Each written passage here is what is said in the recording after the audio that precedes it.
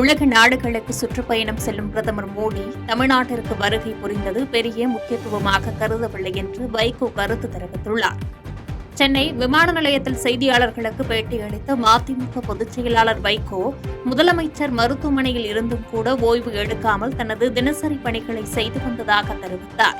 மேலும் தூத்துக்குடியில் ஆகஸ்ட் 9ஆம் தேதி ஸ்டெர்லைட் வெளியேற்றம் என்ற கூட்டம் நடைபெறும் என்று தெரிவித்த அவர், உலக நாடுகளுக்கு இடைவிடாத சுற்றுப்பயணம் செல்பவர் பிரதமர் மோடி.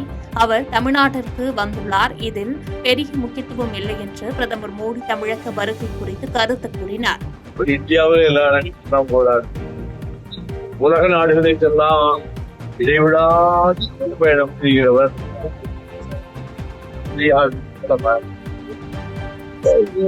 தமிழ்நாடு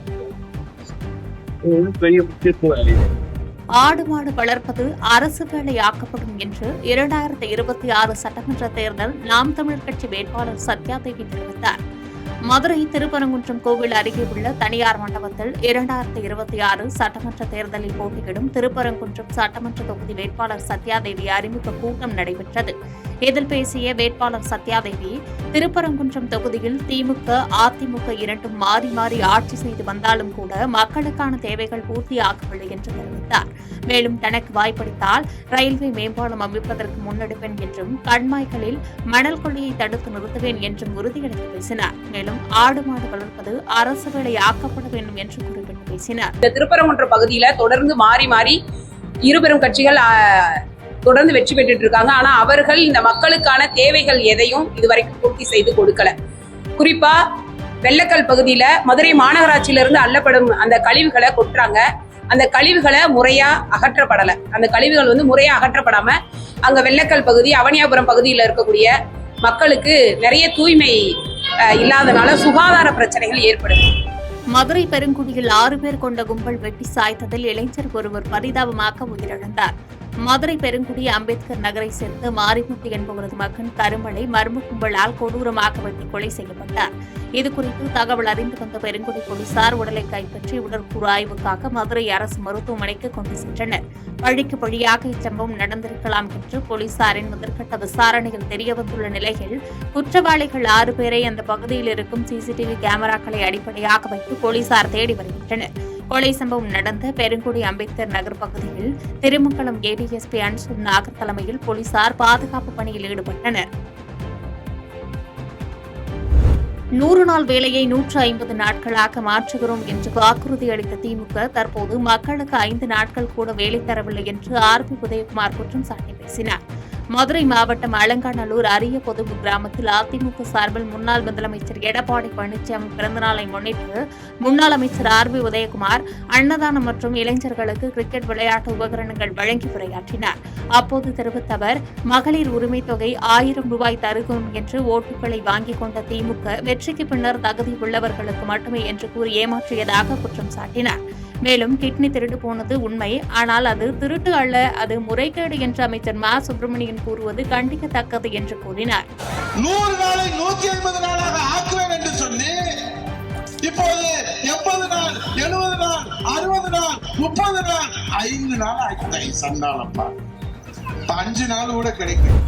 கரூர் சட்டமன்ற தொகுதிக்குட்பட்ட பகுதிகளில் 1346 நபர்களுக்கு விலையில்லா வீட்டுமனை பட்டாக்களை சட்டமன்ற உறுப்பினர் செந்தில் பாலாஜி வழங்கினார். கரூர் சட்டமன்ற தொகுதிக்குட்பட்ட பகுதிகளில் மாவட்ட ஆட்சித்தலைவர் தங்கவேல் தலைமையில் ரூபாய் 2.90 கோடி மதிப்பீட்டில் 10 புதிய வளர்ச்சித் திட்டப் பணிகளுக்கு அடிக்கல் நாட்டு விழா மற்றும் கரூர் மண்மங்கலம் வட்டத்திற்குட்பட்ட 1346 நபர்களுக்கு விலையில்லா வீட்டுமனை பட்டாக்கள் வழங்கும் விழா நடைபெற்றது.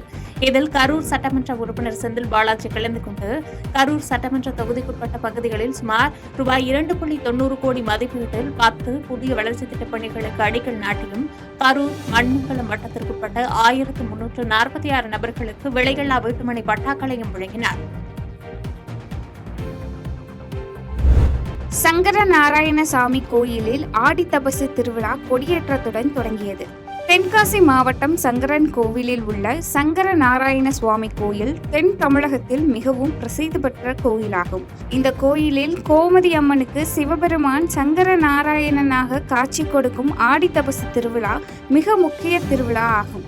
இந்த ஆண்டிற்கான இந்த திருவிழா கோமதி அம்மன் சன்னதியில் உள்ள தங்கக்கொடி மரத்தில் கொடியேற்றத்துடன் தொடங்கியது.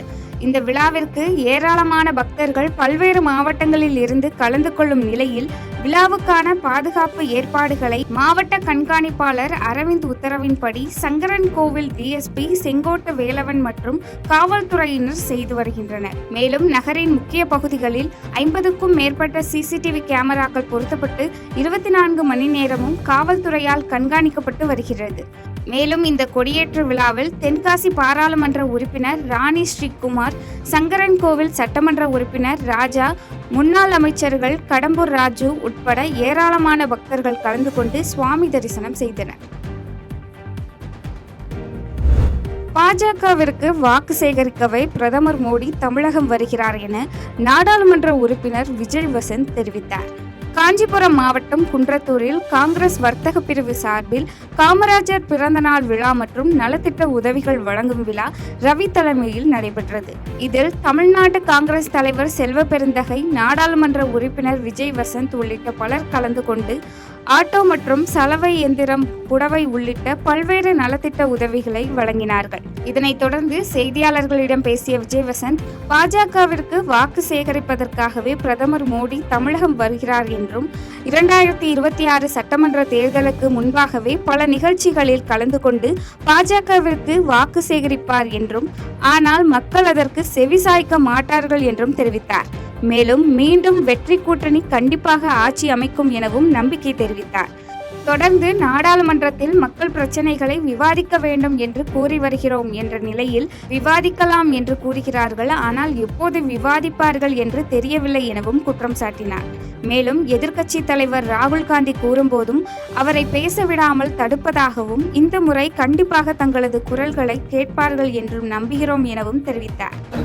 தமிழக மக்களை வகையாக பேசி பாஜகவுக்கு வாக்கு சேகரிக்க வருவதாக அதே சட்டமன்ற தேர்தல் 2026 நிலையில் இப்பொழுது நிகழ்ச்சி தொடர்ந்து அவர் தேர்தல் கொடுப்பது பல நிகழ்வுகளை கடந்து கொண்டு பாஜகவுக்காக பரப்புரையாற்றுவார். ஆனால் மக்கள் செவிசாய்க்க மாட்டார்கள். 2026 வெற்றி கூட்டணி கண்டிப்பாக ஆட்சி. கார் 500 அடி பள்ளத்தில் கவிழ்ந்து விபத்துக்குள்ளானதில் ஒருவர் உயிரிழந்த சம்பவம் பெரும் சோகத்தை ஏற்படுத்தியுள்ளது.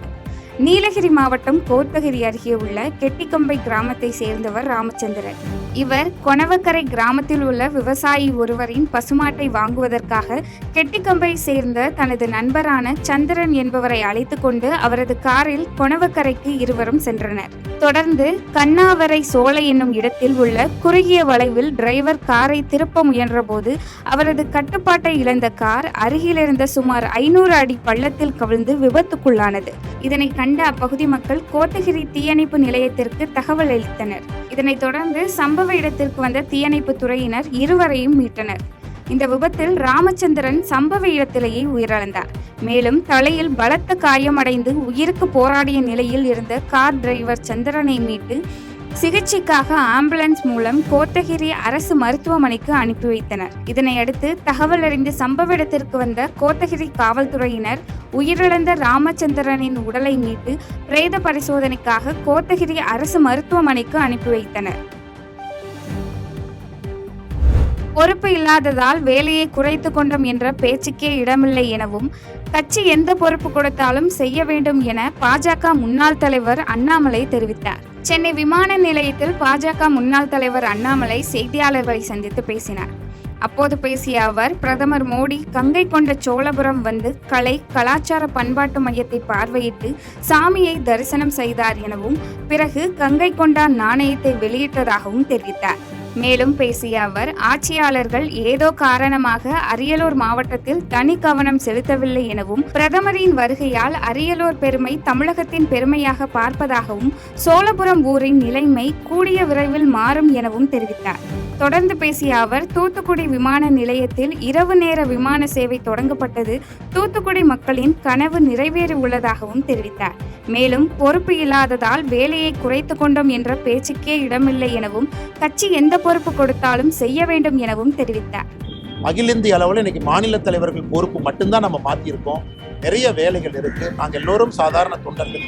பொறுப்பு வந்தாலும் அதேபடி தான் வேலை செய்வாங்கன்னா, பொறுப்பு இல்லை என்றாலும் அதேபடி தான் வேலை செய்வோம். அதனால் பொறுப்பு என்பது எல்லோரும் எல்லாமே நிலையில்லாத பொறுப்பு தாங்க, நான் மாறிக்கிட்டே தான் இருக்கும். அதனால் பொறுப்புக்காக எங்கள் வேலையை குறைச்சிக்கிட்டோம், நாங்கள் வேலை செய்ய மாட்டோம் அப்படிங்கிற பேச்சுக்கு இடம். நிலாவில் மாதிரிகளை கொண்டுவர சந்திராயன் 4 திட்டம் வெற்றிகரமாக அமையும் என இஸ்ரோ தலைவர் நாராயணன் தெரிவித்தார். சென்னை விமான நிலையத்தில் இஸ்ரோ தலைவர் நாராயணன் செய்தியாளர்களிடம் பேசினார். அப்போது பேசிய அவர், ஜூலை 30ஆம் தேதி இஸ்ரோவும் நாசாவும் இணைந்து உருவாக்கிய புவி கண்காணிப்பு செயற்கைக்கோள் இந்தியாவில் தயாரித்த GSLV-16 ராக்கெட் மூலம் விண்வெளிக்கு அனுப்பப்பட உள்ளது எனவும் தெரிவித்தார். மேலும் இந்த செயற்கைக்கோள் மூலம் நிலச்சரிவு, பேரிடர் மேலாண்மை, பருவநிலை மாற்றங்களை கண்டுபிடிக்க முடியும் எனவும், இந்தியா, அமெரிக்கா மட்டுமில்லாமல் உலகத்தில் உள்ள குளோபல் கம்யூனிட்டியில் உள்ள எல்லோருக்கும் பயன்பெறக்கூடிய செயற்கைக்கோள் எனவும் தெரிவித்தார். தொடர்ந்து பேசிய அவர், தமிழ்நாடு, கேரளா, வடமாநிலம் என தனித்தனியாக ஆராய்ச்சிகள் செய்யவில்லை எனவும், நாட்டில் உள்ள மக்களுக்கு என்ன தேவையோ அதற்கான ஆராய்ச்சிகள் நடந்து கொண்டிருக்கிறது எனவும் தெரிவித்தார். மேலும் பேசிய அவர், சந்திராயன் 4 செயற்கைக்கோள் நிலாவில் இறங்கி மாதிரிகளை கொண்டு வரும் திட்டமாகும். இந்த திட்டம் வெற்றிகரமாக நடக்கும் எனவும் அவர் நம்பிக்கை தெரிவித்தார். அதெல்லாம் நல்லா நடந்துச்சு. சந்திரயான் 4 பார்த்தீங்கன்னா இது போய் நிலாவில் இறங்கி சாம்பிள் எடுத்துகிட்டு வரக்கூடிய திட்டமாகும். அதுக்குள்ள ஆராய்ச்சிகள் என்ன நடந்துருக்கு, இந்த 2 வருஷத்துல அது வெற்றிகரமாக நடக்கும். அது மாதிரி சந்திரயான் 5 அதே மாதிரி சந்திரயான் 5 நம்மளும் இந்த ஜப்பான் ஜாயின் செய்யக்கூடியதாகும். செய்திகளை உடனுக்குடன் தெரிந்து கொள்ள கீழ்கண்ட கேபிள் மற்றும் DTH நெட்வொர்க்குகளில் எம்நாடு செய்தி தொலைக்காட்சியை காணுங்கள். பாதகம் செய்பவரை கண்டால் நாம் பயம் கொள்ளலாகாது பாப்பா. மோதி மிதித்து விடு பாப்பா, அவர் முகத்தில் உமிழ்ந்து விடு பாப்பா. அண்மை செய்திகளை உடனுக்குடன் தெரிந்து கொள்ள இணைந்திருங்கள் எம்நாடு தொலைக்காட்சியுடன்.